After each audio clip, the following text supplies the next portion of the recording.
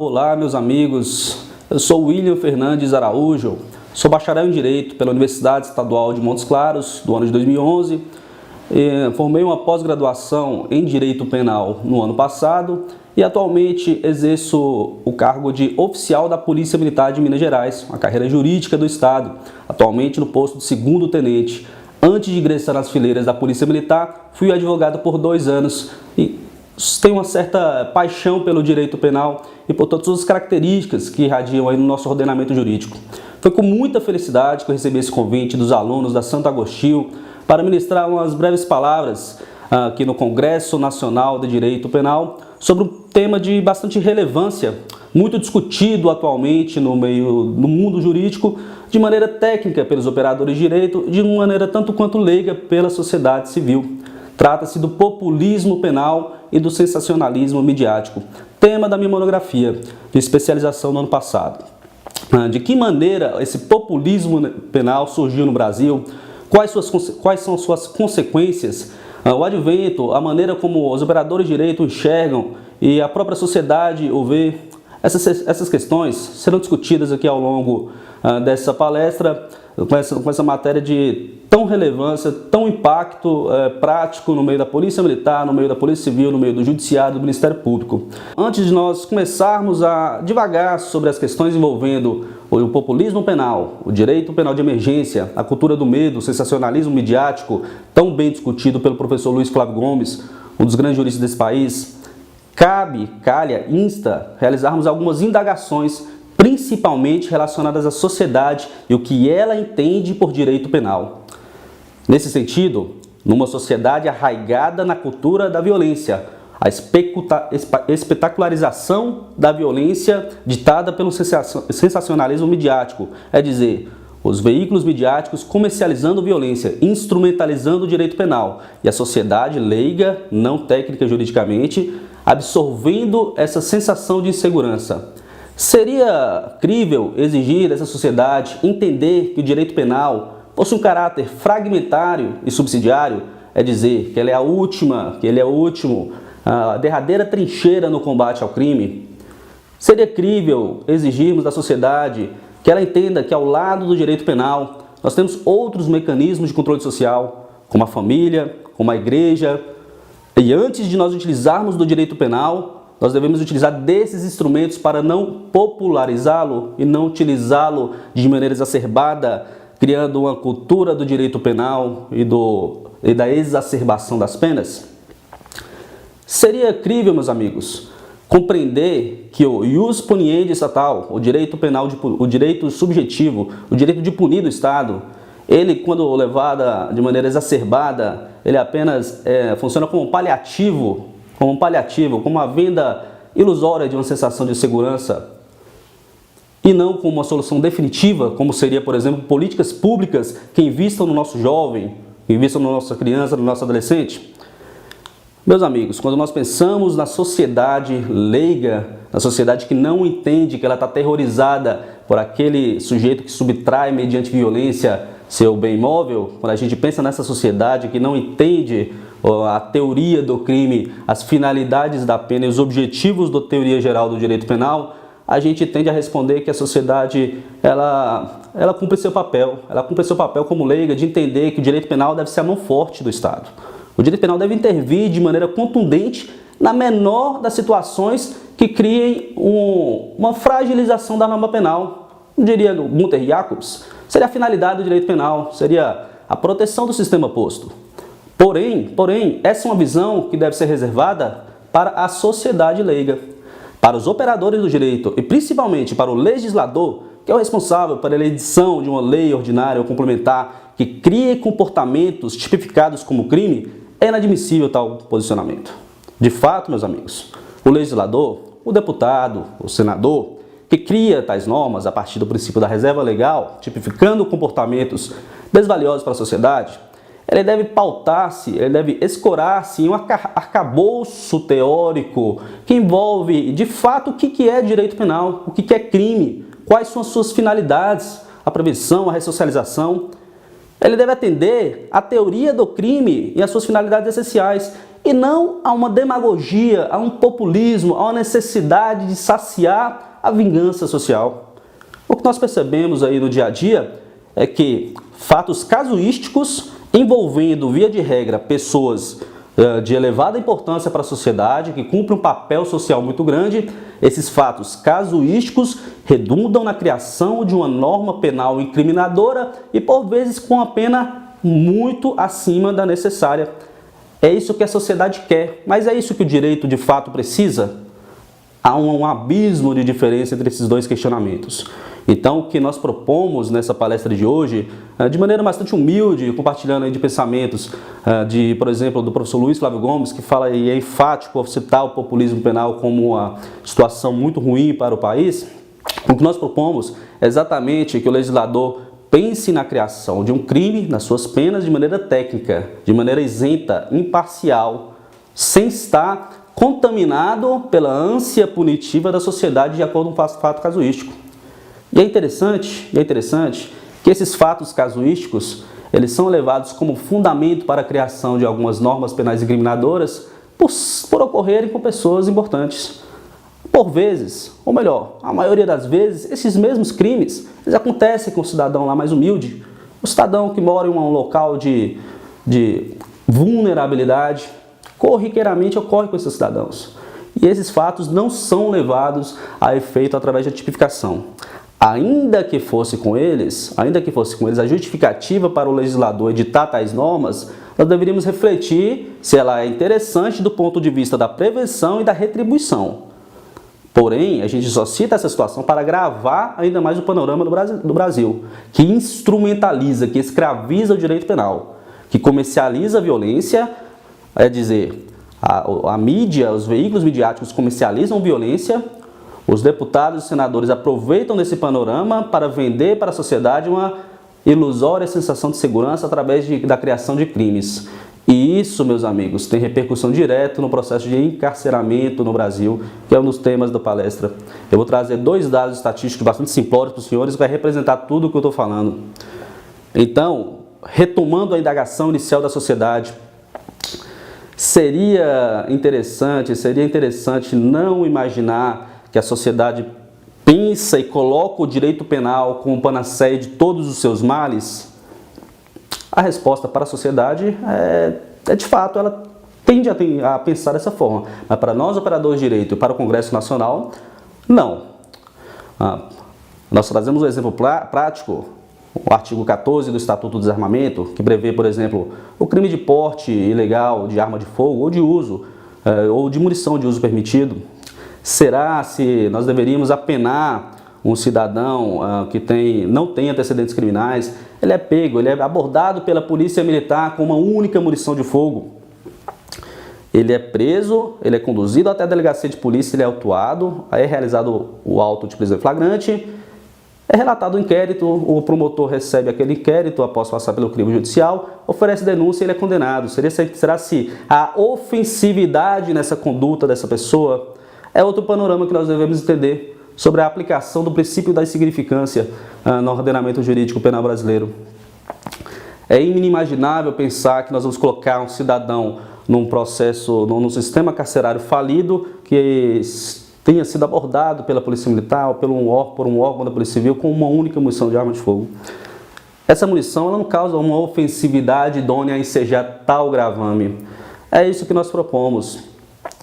Então, em um panorama um panorama social em que a sensação de insegurança ela é levada às alturas, muito fruto hoje da velocidade com que as informações são propagadas, basta ver a utilização das tecnologias móveis, o WhatsApp, um crime de grande monta havido em Manaus, ele chega em tempo instantâneo ao conhecimento, à ciência do cidadão lá do Rio Grande do Sul. Essa celeridade, essa velocidade nas informações, ela causa, de certo modo, uma insegurança generalizada, que por vezes nem corresponde à verdade, nem corresponde à realidade. Então, esse panorama ele é um ambiente fértil ao advento de um direito penal promocional. Eu costumo chamar de triângulo do direito do populismo penal. Nós temos, de um lado, uma sociedade amedrontada, absolutamente perplexa com alguns crimes havidos no seu seio.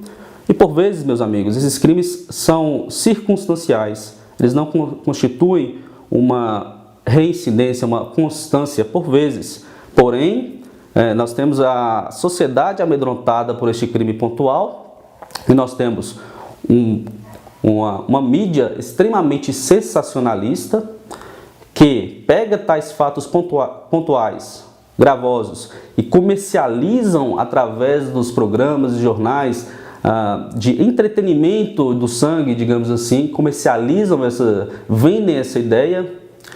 E nós temos um terceiro ator no triângulo do populismo penal, que são os políticos. Alguns políticos, demagogos, que utilizam dessa sensação de segurança da imprensa que vende, que comercializa a carne, instrumentalizando e utilizando a violência como política ideológica.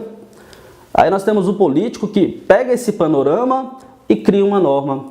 Ele pega essa norma penal incriminadora e entrega à sociedade. E fica taxado como aquele que resolveu os problemas da criminalidade. Isso resolve o nosso panorama de violência? Ou funciona como um mero paliativo, um ópio, chamado ópio do povo, descredibilizando o direito penal? Será que não seria mais interessante um direito penal eficaz, normas penais que atendessem às suas finalidades, uma política pública que investisse no jovem, que criasse realmente condições para que ele se desenvolvesse e não adentrasse ao mundo do crime? Eu afirmo para os senhores que a vertente mais moderna do direito e os fatos comprovam essa segunda ideia que eu estou trazendo para vocês.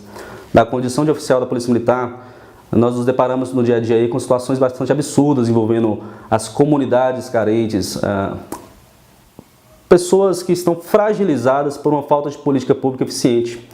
E essas pessoas, elas trilham uma linha muito tênue em que nós temos o infrator, o traficante utilizando tênis de marca famosa como um herói, e o policial militar, ou o policial civil, ou mesmo o promotor de justiça, o magistrado, uma segunda vertente, como aquele anti-herói, como inimigo. E essa criança que não tem sobre si investimentos de política pública, de poder público eficazes, que garantam uma mínima condição existencial à dignidade da pessoa humana, ela tende a caminhar para a trilha do crime. Esse cidadão, ele cresce arraigado naquela ideia de que o crime é a sua única possibilidade, começa a praticar crimes, se torna um reincidente criminal. Eu vou adiantar no final para os senhores que, em média, a taxa de reincidência criminal no Brasil é de 70%. É dizer, a cada 10 criminosos que são presos provisória ou definitivamente, através de um trânsito em julgado, eles reincidem. Veja bem, meus amigos, eu, enquanto policial militar, como comandante da Polícia Militar, sempre procuro buscar as origens do problema. Isso é concretizar o artigo 144 da Constituição. A função da Polícia Militar ela é preventiva. E nesse sentido, a gente acaba buscando alguns dados estatísticos que possam fundamentar uma aplicação da teoria do crime, ou melhor, fundamentar um emprego operacional da Polícia Militar.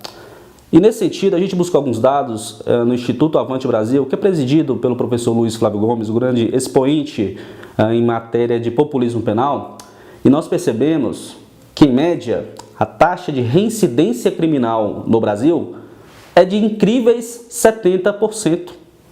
É dizer, a cada 10 cidadãos que são encarcerados no Brasil, seja provisória, seja definitivamente através de uma sentença penal condenatória trânsita em julgado, a cada 10 cidadãos, 7 deles voltam a delinquir. Aí nós pensamos no artigo 59 do Código Penal, não é isso? Ele traz lá a ideia da ressocialização e da prevenção ou da retribuição como características da pena. Será mesmo, se nós estamos concretizando o artigo 59, um mandamento constitucional de ressocializar um cidadão, considerando essa taxa de reincidência absurda? Lembra daquele momento que eu falei das políticas públicas eficientes? Tem uma outra indagação de ordem mais filosófica, sociológica, até do que jurídica. Será se nós temos como ressocializar um cidadão nos termos apregoados no artigo 59 da LEP, EDALEP. Quem nunca foi socializado? Como que nós ressocializar um cidadão que nunca foi socializado? A Polícia Militar, ela tem esse papel de tentar prevenir o crime.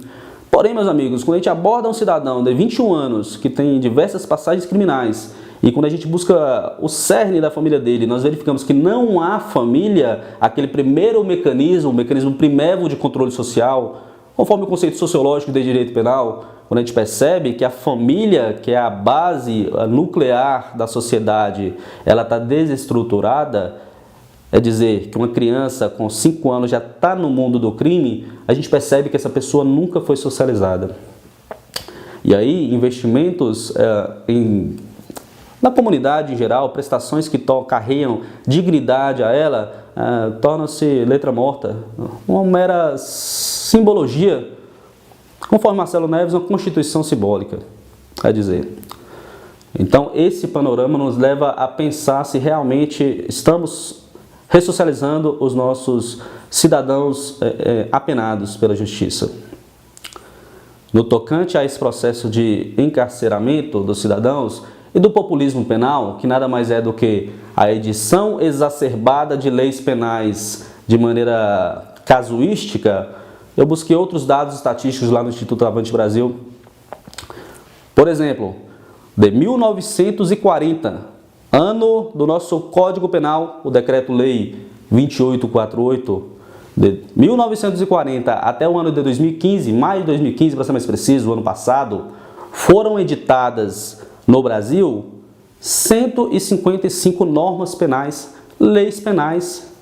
E dessas 155 leis penais no Brasil, 122, é dizer, quase 80% delas, agravaram a pena do cidadão. A venda das leis penais pelos políticos para a sociedade leiga pode funcionar na sua mente como uma venda ilusória de segurança. Porém, quando nós analisamos estatisticamente o aumento do encarceramento no Brasil, a gente percebe que não é bem assim.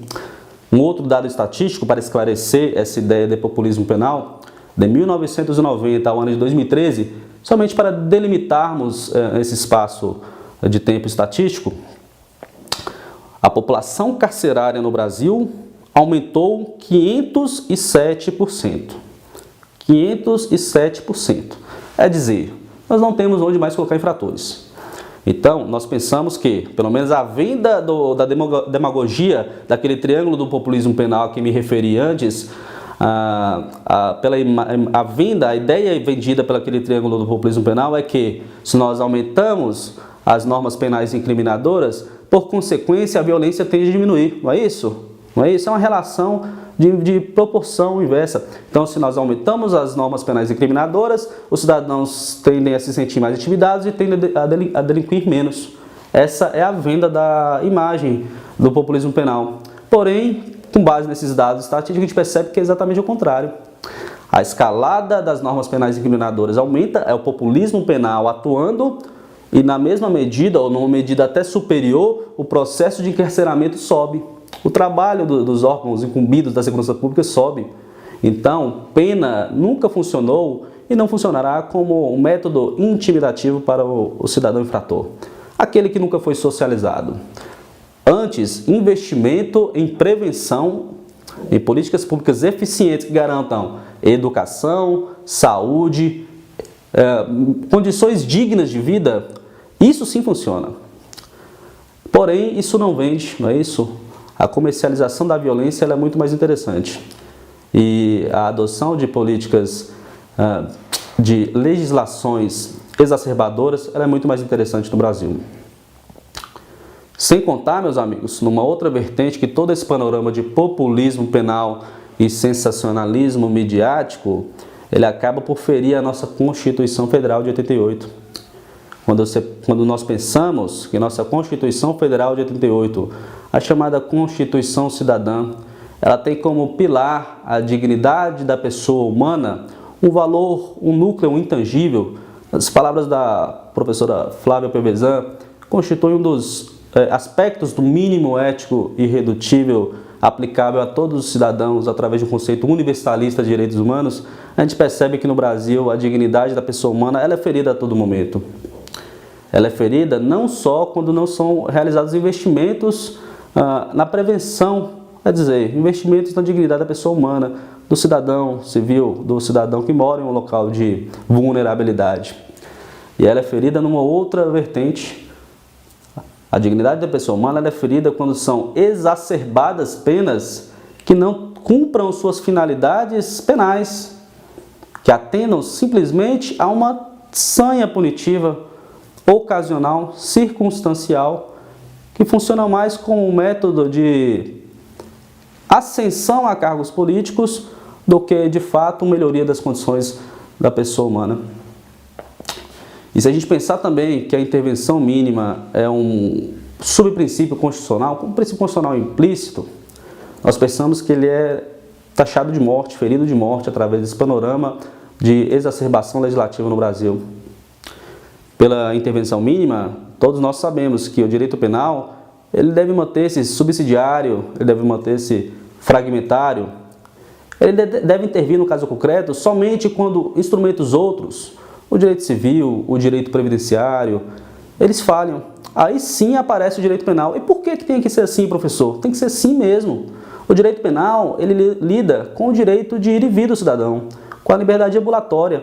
Ele deve funcionar como última ratio, como extrema ratio, com derradeira trincheira no combate ao crime.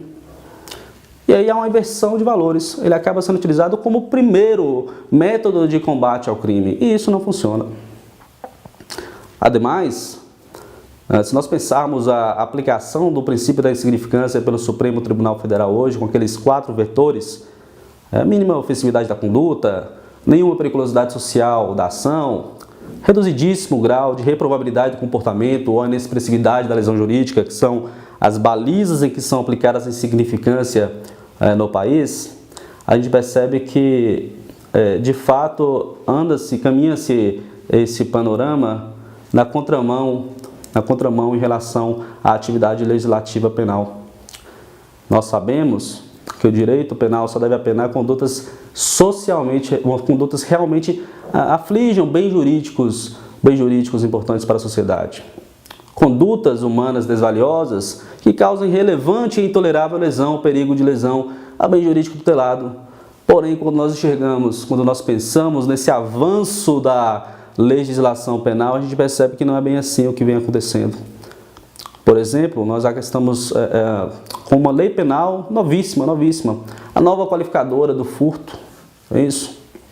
A nova qualificadora do furto, a gente começa a questionar em que circunstância ela foi editada, não é isso? O furto de animal semovente, em que circunstância, com qual objetivo?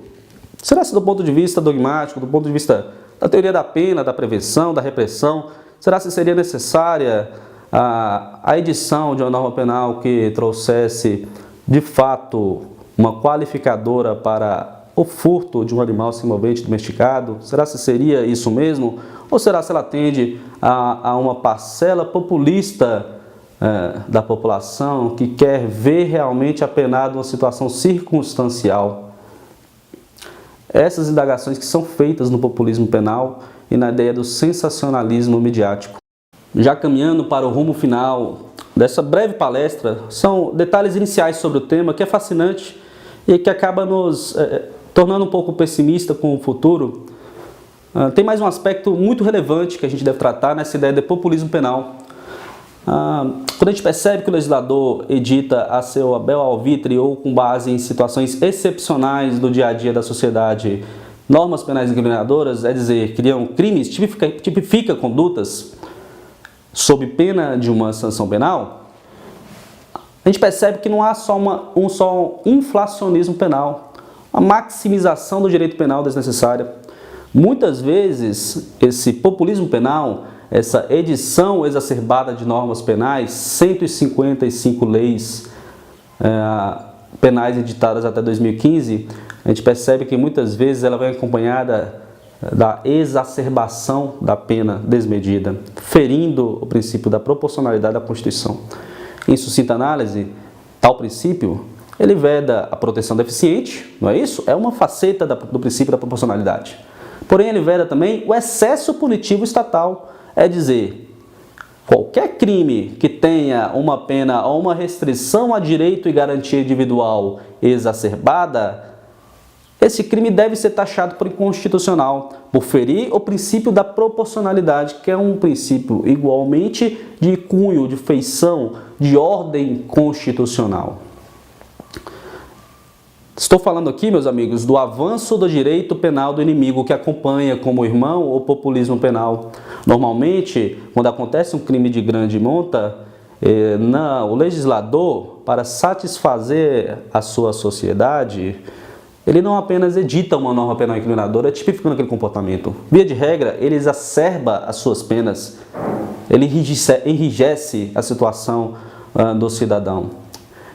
Nada mais é do que a edição das chamadas leis de luta. Basta ver a lei dos crimes hediondos. Quando nós pensamos na inclusão da extorsão mediante sequestro no rol legal do artigo 1º da lei de crimes hediondos, a gente vai pesquisar o contexto, o nascimento disso, você vai verificar um fato circunstancial envolvendo duas pessoas importantes no Brasil. O homicídio qualificado, o contexto de nascimento do homicídio qualificado, todos nós conhecemos. O assassinato de uma famosa atriz à época redundou na edição de uma lei que incluiu o homicídio qualificado no rol dos crimes hediondos. E os inúmeros, as centenas, as milhares de mortes qualificadas havidas aí com pessoas não tão importantes na sociedade. O crime de falsificação de remédio, perdoe a expressão porque é um nome, um iuris muito grande, então vamos resumi-lo para a falsificação de medicamento. Tem uma pena absurda prevista lá no artigo 273 do Código Penal e constitui crime hediondo. Qual que é o contexto de nascimento desse crime? Nada mais é do que o escândalo de falsificação de remédios. Todos esses crimes não só foram legislados, mas tiveram sobre si duras penas desproporcionais. Funcionou como um paliativo, eu disse o ópio do povo, minimizou aquela situação circunstancial da sociedade, porém feriu de morte a Constituição Federal. Ao invés de nós investirmos, penso político, em políticas públicas eficientes que garantam a dignidade da pessoa humana, vamos investir em normas penais incriminadoras que de fato tragam um resultado útil e imediato. Não é pensar a longo prazo, é pensar de maneira imediata. Nesse panorama, meus amigos, eu penso que o Brasil deve mudar. De maneira bastante humilde, quem sou eu para dizer isso, mas de um pensamento mais técnico, o Brasil, no seu aspecto legiferante, deve mudar, pelo menos no que se refere ao direito penal. O direito penal, volto a dizer, deve ser a derradeira trincheira no combate ao crime. Deve ser utilizado em último caso. Isso é o caráter fragmentário de intervenção mínima. Sob pena de nós instrumentalizarmos o direito penal, de nós o tornarmos um mero mecanismo de ascendência política e de pacificação imediata da sociedade. Mormente, no momento em que nós percebemos que os sistemas prisionais estão abarrotados de cidadãos e que lá um cidadão que é preso com uma única munição de arma de fogo não é criminoso ainda, se torna realmente um delinquente, é a chamada universidade do crime.